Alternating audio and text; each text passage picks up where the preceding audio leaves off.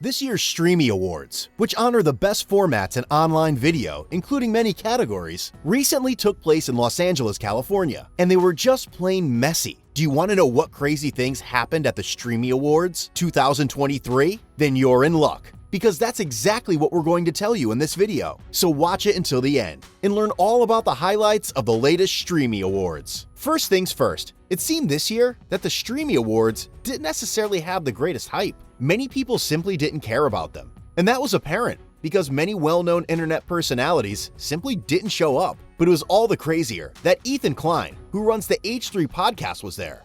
Why?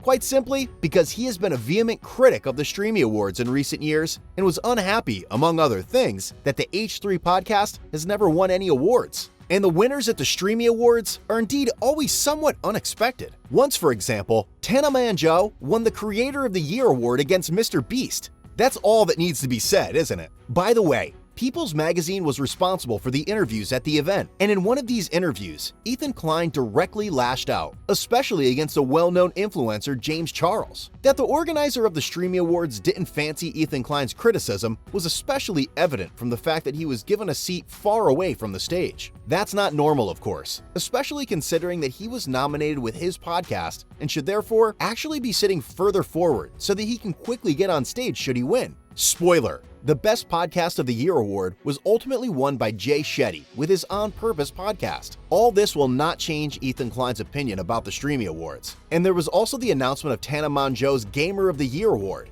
Afterwards, many fans accused her of being drunk or on drugs. And if you look at the whole thing, you can understand that. Be that as it may, Tana Mongeau came forward after the event and said that she was completely sober. According to her, the fact that she seemed a bit crazy was due to the fact that she was actually supposed to take over the food category, but was then suddenly assigned to the gamer category. Granted, that makes perfect sense. And let's be honest, she simply has a very extraordinary personality, even when she's sober.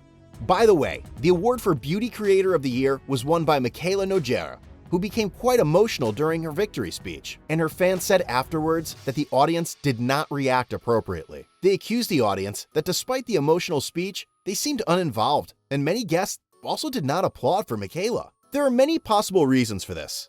For example, Michaela rarely appears at such awards, and therefore, many guests simply did not expect it. Many probably also didn't think she would actually win the award. Why? Because this year, among other things, she had the lash gate, where she wore fake lashes, but assured her fans that they were her natural eyebrows, and that they only looked so great because of a certain mascara product. Of course, mainly because she got a lot of money from the manufacturer for the advertisement. By the way, she never apologized for it, or explained the whole controversy. So you see, the Streamy Awards this year were pretty wild, and we certainly hope that the Streamy Awards will also provide that much entertainment in the future.